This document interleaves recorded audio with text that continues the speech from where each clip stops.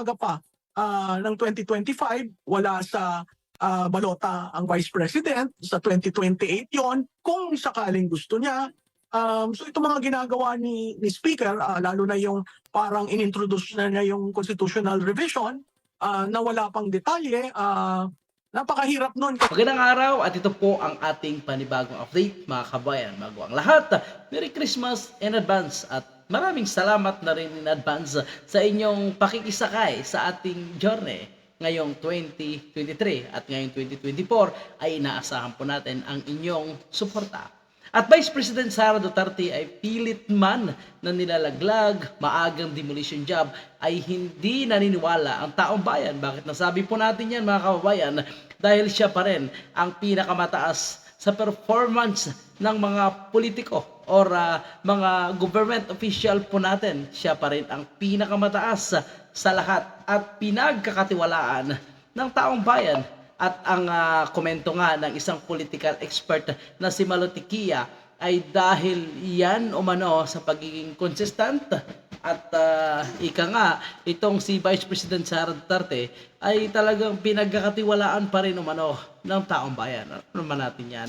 Itong mga demolition job, itong mga paninira ay parte lang yan ng kanilang strategiya para umangat sa kanilang political career. Lalo na itong si Martin na nakikita po natin sa ngayon ay gumagawa na naman ng aksyon. Kahit ano pa ang binabato sa kanya ay nagkukunwari pa rin kaibigan niya umano. Itong si Vice President Sara, sinusuportahan niya umano, pero alam po natin ang tirada nito ay patalikod at pailalim na nakakarating pa rin sa kampo ng Vice President at ng mga taga-suporta ang kanyang mga ginagawa, which is hindi niya alam sa kanyang mga kaalyado ay may nagtatraidor at may nagpaparating ng impormasyon at kanilang plano, lalo na paggamit ngayon ng mga malalaking content creator para lang sirain itong si Vice President Sara. Well, maganda yung tanong mo. Kasi kung i-compare mo rin yung approval and trust doon sa emotional quotient, no? Makikita mo well-defined yung si Presidente, si Vice Presidente, makikita mo ang difference nila. Pero si Speaker, walang bukod tanging trait na nagugustuhan ng respondent. Ako most stable dun sa ating 5 mga leaders, si Chief Justice. Hindi siya kataasan, hindi naman kababaan. For the simple reason na ang Supreme Court, hindi naman yan kilala ng publiko na katulad ng mga political positions. Pero stable siya. Double digit, stable 26% yata. Ngayon, yung kay Speaker, sa tingin ko, kailangang tingnan ni Speaker ang ginagawa niya in relation to governance. Oo, may governance aspect siya, pero may aspeto rin ng politika. Parati kong sinasabi, napakaaga ang ginawa nilang operasyon. Ang demolition job kay Vice President, again, ang CF niya request niya mag-grant noon. Pero pinipilit nila na ipukol kay Vice President. Okay. Ang pangalawa dyan, yung ginawa sa ICC, minadali ang ICC, pero hindi naman pinasa on third reading sa House. So grabe yung mga sinasabi ngayon ni Madam Malo, talagang maririnig po natin na totoo lahat ang kanyang mga sinasabi, sakto sa mga ginagawa nitong mga kumakalaban kay Vice President Sara Duterte, kung ano-ano na lang yung mga issue na pinukol. Pero dahil sa malakas na ngayon ang social media at halos lahat ngayon ng mga Pilipino na marunong na gumamit ng cellphone ay nakikita na at napapanood itong mga vlog po natin, itong pagdidepensa po natin kay Vice President. Kaya yung tao ay hindi na basta naniniwala doon sa mga balitang pinapalabas, itong mga paninira ng ilang content creator dahil sila umano ay bayad. Wow, 30,000 umano ang monthly nila mga kababayan po natin. At pinondohan yan ng kilalang politiko na sumisira kay Vice President Sara Duterte.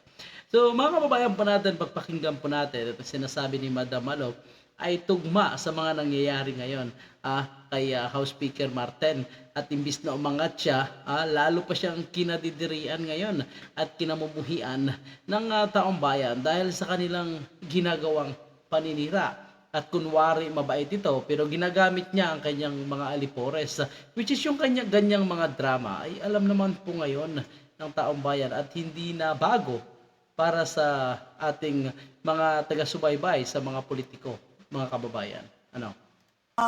Ang SMNI, ang inyong organisasyon, Yan, no? isa pa yan. Inipit-ipit, resolution urging NTC to suspend.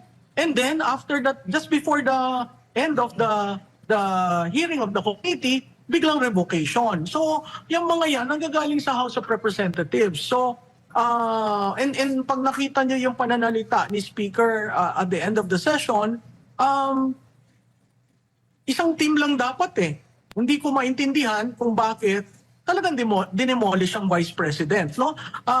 Siguro yung parte ni Vice President hindi siya sumasagot for the simple reason na ayaw niyang to engage, maaga pa. At kung issue yung CF, she took the stand and said, hindi ko na ibibigay. Hindi siya approach ng members of the Senate kahit na yung decision niya sa Department of Education para sa PISA. So makikita mo yung leader hindi lamang doon na kampanya, naandun rin yung leader sa governance. So uulitin ko, napakaaga pa ng 2025, wala sa balota ang Vice President. Sa 2028 yon kung sakaling gusto niya. So itong mga ginagawa ni Speaker, lalo na yung parang inintroduce na niya yung constitutional revision na wala pang detalye, napakahirap nun kasi nag-a-announce siya na hindi planchado. So ngayon, dahil recess, nangangapa, ano bang ibig sabihin niyang economic provision ba yan? Kung titingnan niyo dun sa initiative na decision ng Supreme Court, Citizens Initiative, ang sinasabi doon, dapat isang klaradong tanong. Klaradong tanong. So, economic ba yan o political? Kasi ang dami nang lumalabas na kwento. I mean, part of leadership is the responsibility of trying to control ano ba yung talagang sinasabi mo. Ngayon, kung tinetest mo ang water, di buuin mo para alam ng taong bayan kung ano ito. Kasi pati ang si Pangulo, nagugulat siya. Di ba?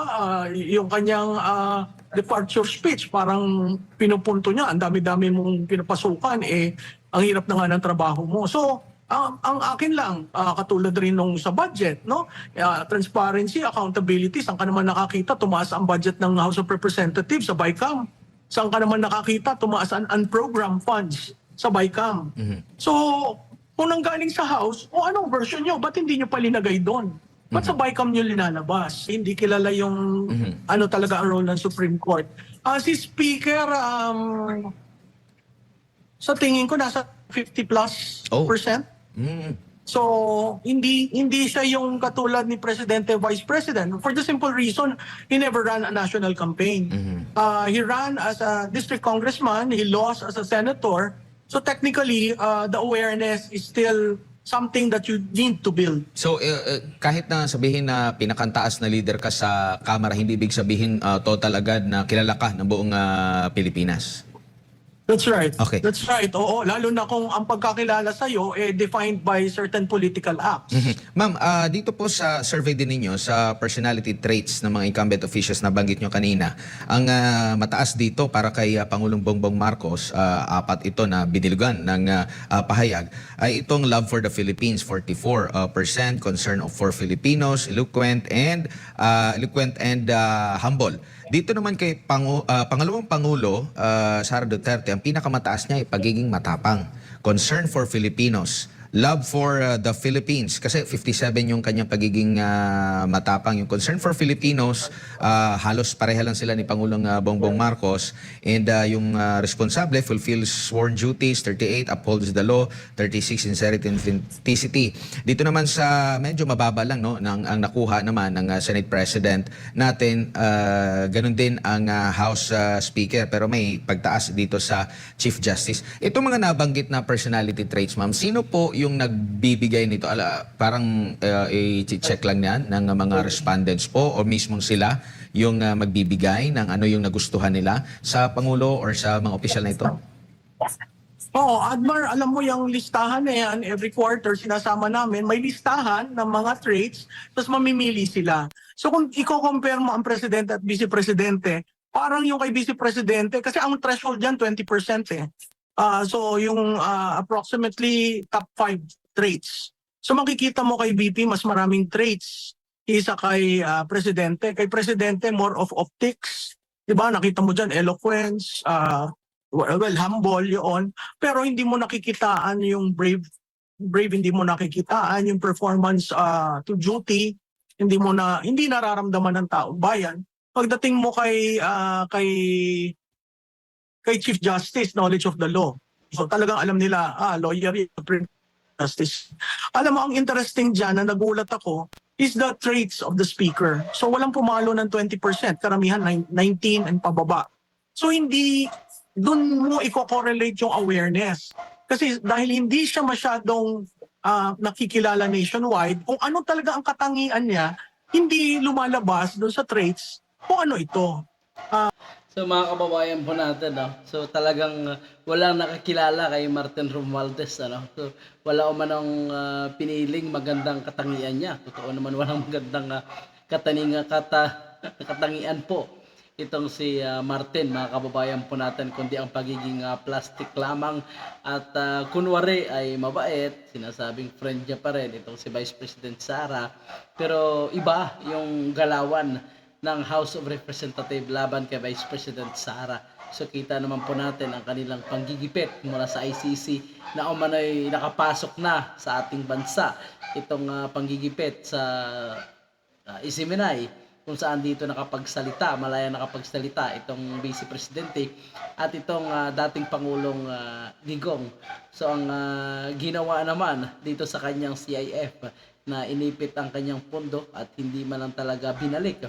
Samantala, yung House of Representatives ay tumaas ang kanilang budget sa BICAM, tapos mayroon pa silang mga unprogrammed fund para sa 2024. Unprogrammed kasi umano ay hindi pa sigurado kung maaabot talaga ang target natin na revenue doon sa ating tax collection.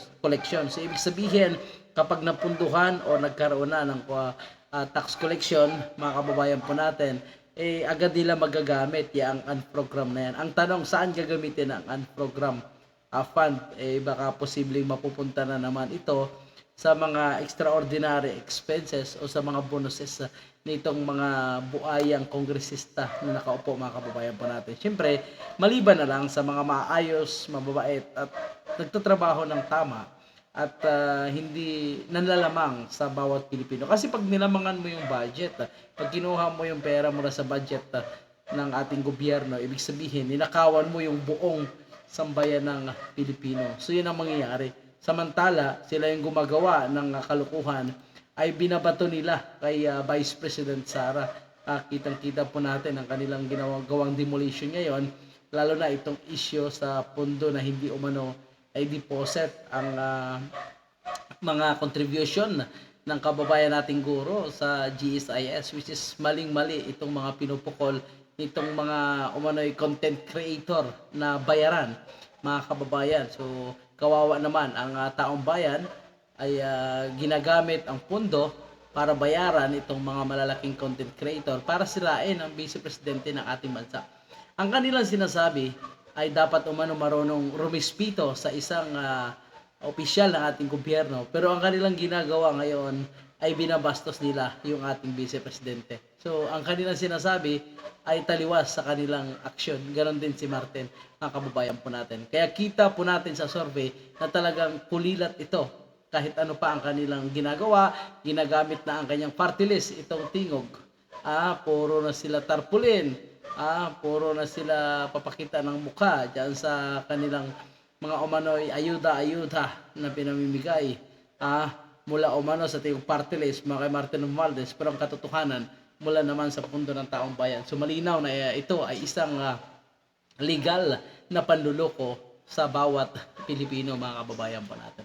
At tama lang na magiging kulilat ito sa survey kasi wala naman itong ginagawang mabuti sa ating bansa, kundi kung gumagawa man ng kabutihan ay para makinabang ang kanyang pamilya at ang kanyang pangalan, syempre at ang kanyang party list. So hindi gumagawa ng kabutihan kung walang mapupuntang para sa kanya, mga kababayan po natin. So which is I think hindi dapat ito umupo bilang leader sa ating bansa. Diyan na lang siya sa House of Representatives kung gusto niya talaga, pero hindi niya pwede hawakan yung ating bansa kasi alam natin na yung mga ganitong klaseng politiko, lalo lang tayong pahihirapan. Sana itong nakikita natin ngayon kay Pangulong Marcos ay mabawi pa dahil mayroon pa siyang mahigit 4 na taon para patunayan na karapat dapat siya binoto ng taong bayan. At itong mga sinasabi ng mga ilang vlogger, ilang kababayan po natin na nabudol sila ay sana mabago niya. So, titingnan po natin, yan ay inabangan po natin. Sa totoo lang sinasabi natin na mahina ang administrasyon ni Pangulong Marcos, pero umaasa pa rin tayo na makabawi ito sa bago pa man matapos ang kanyang termino. Although hindi natin maikumpara kay dating Pangulong Digong na mahirap din pantayan. So at least kahit papano ay medyo umayos man lang ang kanyang pamalakad. At yan po ang ating abangan, tambayanan, mga kababayan. Kaya para sa iyong sariling komento, opinion, huwag kalimutan mag-iwan sa ating comment section. Maraming salamat po at yan po yung ating update. Bibisara lang ang sakalam. Paalam.